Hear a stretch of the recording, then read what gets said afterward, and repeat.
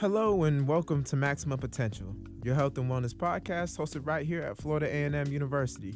My name is Ryan Bacon and I'm your host for today. Before I start on today's topic, I want to thank the listener for tuning in. Whether you're a college student, a resident of Tallahassee, or someone listening from afar on one of our many media outlets, I want you to know that my job is to provide you with the basic knowledge you need to optimize both your mental health and your physical health so it can be the best that it can be. We all aim to reach our maximum potential in life, and hopefully this podcast can help support you in that goal. Today's topic is focus.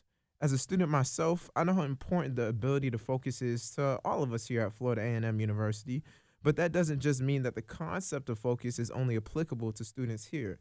This knowledge of focus is applicable to anyone who is living and breathing and wants to accomplish something. So with that being said, let's get started.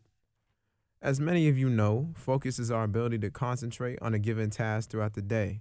From my perspective, focus is really the heart of our daily productivity. It shapes two main things: how much we're able to get done, and more importantly, how well we get it done. But even with that basic understanding, many of us still aren't fully aware of how broad the word focus really is, or how we can move from simply forcing ourselves to focus to actually focusing mindfully. Today, I'm going to explore four main questions. Number one, what does it look like to focus mindfully? Number two, what does science tell us about how focus works in the brain? Number three, in what different ways does the brain focus on tasks? And finally, number four, what daily routines can we build to help improve our brain's ability to focus over time? Firstly, I want to give you a very straightforward definition of focus that many of us already know. If you Google the word focus, you'll probably see a definition like this: to direct one's attention or efforts toward a specific task, object, or goal while ignoring distractions. Of course, you probably already know that. That's why I want to provide you with another definition that, in my opinion, is much broader. It's one that you can interpret in your own way, and it's much less intimidating than the one I just shared. This second definition is from the Merriam-Webster dictionary. Merriam-Webster defines focus as a state or condition permitting clear perception or understanding. Let me read that again. Focus is a state or condition permitting clear perception or understanding. Let that definition soak in for a second. A state of clear perception and understanding of a task, a goal, or maybe something that a person is saying. This is what I believe focus should really mean for us: actively understanding what we are doing while completing a task rather than just completing it. You can think of it like this: there's rest focus, just trying to get something off your plate, and there's mindful focus, actually understanding what you're doing as you do it. Mindful focus is what most of us should strive for when completing a task, putting emphasis on doing something with a high quality result in mind instead of just doing it in a way that just only gets the job done.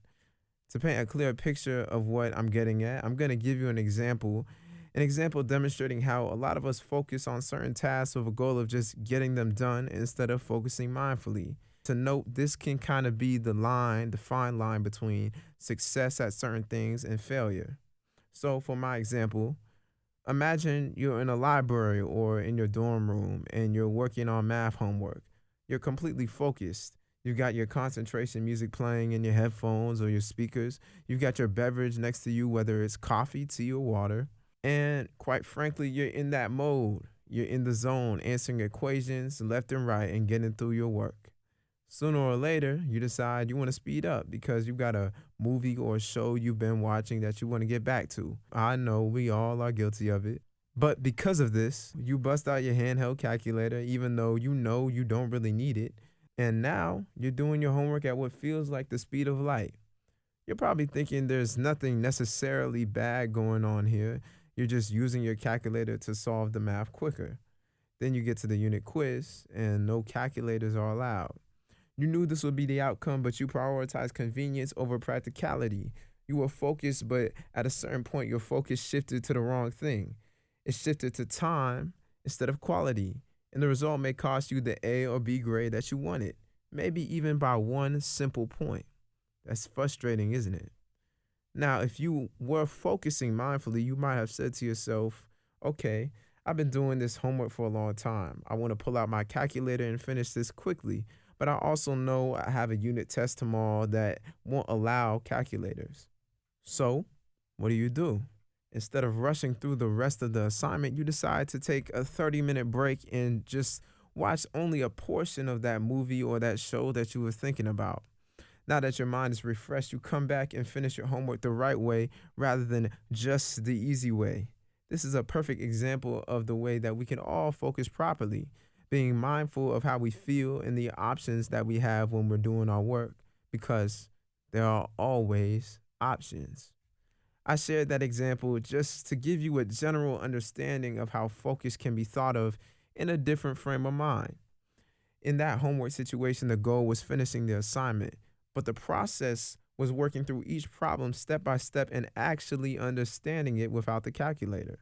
Goals are important because they motivate your mind to focus, but it's really the process where focus does its actual work. Now I want to dive into the fun part, a little bit of the biology behind focus. I'm going to keep this brief because I don't want to overwhelm you with a lot of scientific jargon. But for those who are interested in the basic neurological aspects of focus, here it is. Focus is a brain function that heavily involves the prefrontal cortex. The prefrontal cortex is the front part of the brain and it's responsible for a lot of our executive functions. Things like planning, decision making, impulse control, and working memory. And if you don't know what working memory is, the National Institute of Health describes it as the ability to hold a small amount of information in a readily accessible form that your brain can use when it needs to. So, yeah, the prefrontal cortex is involved in many, many functions other than just focus. On top of that, there are certain neurotransmitters, or in other words, just basic brain chemicals, that help regulate focus. These are chemicals like dopamine, acetylcholine, and norepinephrine. If you're curious, you can always pause the episode and look up how each of these affects the way you think and feel. I personally have taken both high school and college level biology classes, as well as anatomy and psychology class, all taught by brilliant teachers and professors. So I genuinely enjoy digging into the science behind concepts like this. That's why I included them in this episode. But at the same time, I'm not an actual scientist myself, so I'm not going to go too deep into all the biology and neurology behind focus. My goal is just to give you enough of a foundation so you understand that when we talk about focus, we're talking about real systems in your brain that help control it, not just straight willpower. And if you want to go deeper into the psychology of focus, I got an episode where I interview an actual psychologist on this topic. The episode is called The Truth About Focus and How to Build It. So definitely check that episode out. It's with therapist and psychologist Professor Jaden Knox. Great professor, great teacher, and you'll learn a lot from watching that video. So definitely check it out. Now, I want to talk about the different ways our brain tends to focus on tasks. Believe it or not, your brain does not stay in a constant state of focus all day. It moves through cycles of arousal, peak focus, stress, and recovery. These cycles are often called ultradian cycles. I know, fancy, right? They work like this. At the beginning of each cycle, your brain slowly ramps up to get ready for the task at hand. This is the arousal phase. Think of it like you're revving up a car's engine because you know you're about to start driving. After the arousal phase comes peak focus. That's when concentration is sharpest and workflow feels smooth. As that peak focus phase slowly ends, your stress levels and mental fatigue start to rise and your brain starts to demand a decompression period. A short break completes the cycle and restores the ability to focus again. Of course, the concept of ultradian cycles is not that linear. Cycles can vary from person to person and even by situational circumstances. Some people can focus deeply for 3 hours before they need a break, while others might only be able to focus for an hour. If you're cramming for a test you have to take the next day, you might push yourself to study for 5 hours straight and only take breaks to use the bathroom or grab some food. The way these cycles show up can be different, but one of the best ways to optimize your focus is to make sure you're actually taking enough time on your breaks so that you can come back fresh and recharged. That also means using your break mindfully. Some good things to do on your breaks are going outside, taking in some fresh air and going for a walk, grabbing a meal with friends, reading a book, or watching an informative documentary. I say documentary because if you watch something too entertaining, like a movie you really love or a show you're really invested in, it can actually inhibit your willingness to get back to the task at hand. I know it definitely does for me.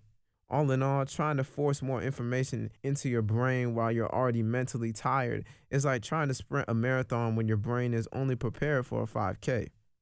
Breaks are important, so make sure you don't overlook them. Another way you can optimize your focus is by knowing your attention span. Everyone who is living and breathing has an attention that's limited. It's because your brain only prioritizes small subsets of information about your environment. It uses that to understand the whole environment. This goes the same for tasks. A perfect analogy is a puzzle. When trying to solve a puzzle, the solution isn't staring at the finished picture on the box and then staring back at the pieces and wondering how to get the finished result. No, that's too overwhelming for the brain. What we do to solve a puzzle is to focus on one small section, one cluster of pieces, and work from there. As the sections connect, the full picture slowly becomes clearer. This is an ability that we learn from an early age. The ability to concentrate our focus on solving a piece of the whole before solving the whole. That's what your brain does with attention. It zooms in, makes sense of the little things, and builds outward. It's a great way to solve tasks that would be otherwise complicated to confront head on. And it's an approach that many good leaders use when trying to solve big problems, especially problems that involve a team or a group of people. Now that we've covered a lot about focus, I want to take a moment to bring all this together in a clear way. Because yes, focus is a big topic. But when you zoom out, the message is actually very straightforward. Focus isn't about just concentrating harder. It's about understanding how your mind actually concentrates. So let me break down what all we've talked about today. First, we talked about the difference between average focus and mindful focus. We talked about how the average person focuses only to get their task done, while the mindful person is actually approaching their task with clarity and understanding of themselves and the task at hand for best results. Then we looked at the biology behind focus, your prefrontal cortex and your inhibitory and excitatory hormones like dopamine, acetylcholine, and norepinephrine. You don't have to memorize all or any of the science, but it helps to remember this. Yes, willpower is strong enough to push through any task, but willpower backed by scientific knowledge, that's much more powerful. Then we touched on the topic of ultradian cycles. Your brain naturally moves through phases of rising energy, peak attention, and decline. So instead of forcing hours of nonstop studying or working, the smart thing to do, the effective thing to do, is to ride those natural waves of the mind. Focus hard, rest intentionally, then come back fresh and ready to work again. And finally, we got to talk about attention itself, how your brain picks up small pieces of information and uses it to understand a bigger picture. Every small detail matters. If you're studying with a bed right next to your office, that matters. If you're studying in a room with sunlight shining into it versus one without, that matters. If you're working at a desk with your phone in sight, well, you get the gist. Your brain picks up on little things, even if you don't think it really does. All these things in your environment can either help or hurt your attention span. In short, work in an environment that you know you won't get distracted in, but also an environment that you like to be in. So when we put this all together, it all comes down to two main things. Those two things are understanding yourself and treating attention like a skill with no limits rather than a skill that you cannot master at all. All in all, we're not perfect people. Sometimes we get off focus, maybe a lot of the time. But what matters is that you're trying to be better and you're trying to reach your maximum potential. So keep going. Thank you for listening to WANM 90.5, the Flavor Station, and have a great rest of your day, week, month, year. Peace out.